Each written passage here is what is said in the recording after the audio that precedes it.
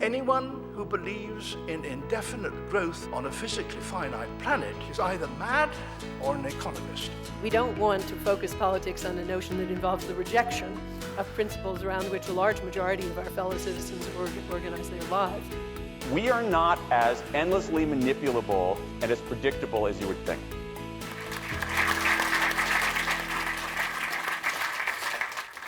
I'm fascinated by a question, and I know I'm not the only one. And that question is, what should economies be aimed at? I mean, if you were in charge of a country's economy, where would you be trying to take it?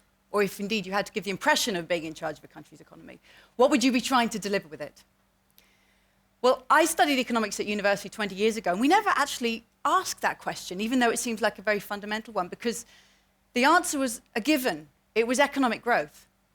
We were aiming to generate economic growth in the way we were studying and modeling economies. Since 1970, it's quadrupled.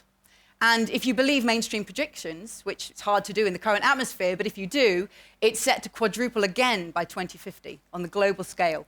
So economic growth has been doing very nicely in the long-term big picture. And yet, there are some things that we fundamentally care about that aren't coming along with it. And there are three I want to highlight. One, deprivation.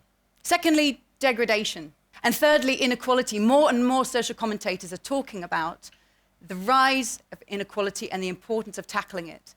2/3 of the world's population today live in countries that are now more unequal than they were in 1980. And just taking one country as an example, in 2010, the top richest 10% of people in the United States captured 93% of the increase in national income that year.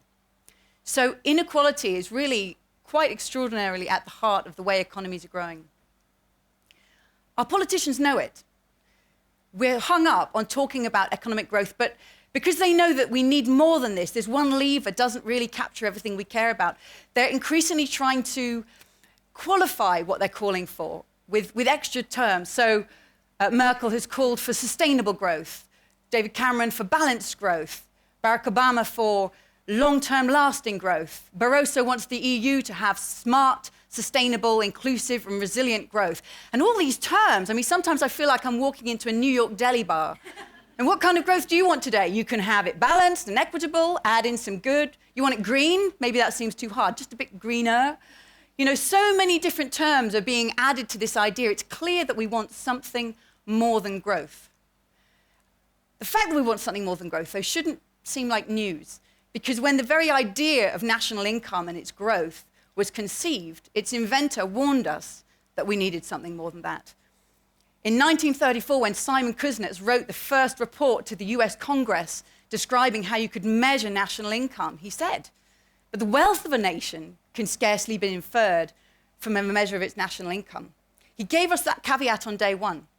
But it's as if we just tucked that quietly aside and carried on with the obsession on economic growth, GDP growth itself. So 75 years later, two Nobel Prize-winning economists, Amartya Sen and Joseph Stiglitz, brought together an assemblage of top economic thinkers to have a good hard look at GDP and our focus on national income. And they said, those attempting to guide the economy in our societies are like a pilot trying to steer without a reliable compass. We're still there. And no wonder our politicians are searching, grasping for the language that they need to describe where we're trying to go, because growth isn't enough as an idea of what we're trying to achieve. So what would it look like if we actually tried to come up with the kind of compass that we could put in their hands and give them something to steer the economy with? What if we could actually help politicians get away from the very short-term thinking about the next 3 months of GDP outcomes? Is it going up or down? And just get away from that short-termism and go to the long term. So if we're going to go to the long term, let's go to the really, really long term and look at the last 100,000 years of the planet and its temperature. And what you can see here is that the temperature of the planet has varied incredibly. And yet the last 10 to 12,000 years have been remarkably, relatively stable compared to all of that other history. And that last 10 to 12,000 years is the geological era known as the Holocene. It's no coincidence that we began agriculture in this era. It's no coincidence that humanity began to master the resources that we had around us, because this has been an extraordinarily benevolent period of the planet's history for humanity. And so we need to say, well, what is it about this period that's made it so benevolent for us? And that's exactly what Johan Rockström of the Stockholm Resilience Centre did. He said, hang on, what is it about the Holocene? What are the critical Earth system processes we need to hold on to keep ourselves in this extraordinarily benevolent phase of the planet's history? And just stepping back a minute, it's fascinating that that's almost the first time someone's asked the question like that, because we've been trying to understand how the human body works since the 14th century, trying to understand the limits of how high a temperature can go before you collapse, how fast the heart can beat, how long you can go without water. We understand the limits of our bodies. It's now the 21st century scientists are trying to understand the limits of pressure that humanity can put on planet Earth before we push it out of this state that sustained us. So Rockström and his fellow scientists came up with a set of 9 boundaries that they call the 9 planetary boundaries. And they said, if we can keep humanity's pressure on the planet within sustainable limits on these boundaries so that we don't push ourselves into tipping points, push these processes over the edge so that they change catastrophically, then we'll be in a safe space for humanity. So we mustn't put so much greenhouse gases in the atmosphere that we cause catastrophic climate change the world's rivers and waters, diverting through dams and water withdrawal so that we actually dry up riverbeds. Mustn't use so much nitrogen and phosphorus in fertilizers that we create, the runoff creates dead zones in the ocean. Mustn't, again, increase so much carbon dioxide use that the oceans acidify, killing off much of the sea life. Creating chemicals such as heavy metals or radioactive materials or persistent organic pollutants that start to change the very reproductive abilities of humanity and other animals. Loading so many aerosols into the atmosphere, sulfates and other kinds of gases that we put up, that we start to change cloud formation and move monsoon patterns and actually give ourselves lung disease from all that pollution. We mustn't put so many gases in the air that deplete the ozone layer, that we have a hole in the ozone layer that gives us skin cancer and that destroys marine and terrestrial systems. We must hang on to biodiversity because its loss makes us all the more vulnerable to sudden shocks and changes. And again, land use mustn't be so changed from its original state that we create a vulnerability and lack of resilience in the planet's systems. And then they said, well, if those are the boundaries, where are we at today in relation to those boundaries? And they tried to estimate, first estimate of where they think we are on a global scale. And what this shows us is that on at least 3 of them, we're over the boundary. So on climate change, we already know this. We are putting far too many greenhouse gases in the atmosphere and really on the verge of causing catastrophic climate change. But also on nitrogen, they estimate we're putting 3 times more reactive nitrogen out in the atmosphere than the planet can sustain. And we are massively over on biodiversity loss. And on those other boundaries, though we may be below the global boundary, we know that within regions, many regions are already experiencing severe stress. So we may not have gone over the fresh water use boundary globally, but some regions live at appalling water scarcity. Think of Lake Chad, which has shrunk to around 10% of its size over the last 30 years. Over 1 billion people live in water-scarce regions already. And we're moving towards the boundaries on those other areas. So they've defined this safe operating space for humanity from that standpoint. And it's really important to say at this point that this is not an environmental agenda. These boundaries have not been defined for tree frogs and for polar bears. Sure, they need them too. But these boundaries have been defined for us, for humanity, because it is these Earth system processes that keep the planet in a benevolent state for us to thrive in. We need to come back within the pressure that we're putting on those boundaries, back below the environmental ceiling. And yet still, that's only half the challenge we face. Because just as there's, beyond that environmental ceiling lies unacceptable pressure on the environment, unacceptable resource degradation, so too, at the center, there's unacceptable human deprivation, where people lack the resources they need to meet their human rights, to having health, to having enough food to eat and water, to having income, their rights to education, to be resilient in the face of shocks, to having voice in their society, to having jobs, access to energy, and to having social equity in a society and gender equality. This diagram, in a way, captures the challenge that we face in the 21st century. And that challenge is to say, how can we ensure that every human being has the resources they need to meet their human rights, but that collectively we do it within the means of this one planet? We've defined the social boundary and an outer environmental ceiling or a planetary boundary. And our challenge is to move into that safe and just space for humanity between the two, shaped like a donut. And in the space there, that is where inclusive and sustainable economic development would take place. And just as the natural scientists said, where are we in relation to the planetary boundary, so too we can say, well, where are we in relation to that social foundation? And looking at United Nations data, we can see that we're falling far below it on every single dimension for which we can get those data together. So, for example, on food, 13% of people in the world don't have enough food to eat. 19% of people in the world live without access to electricity.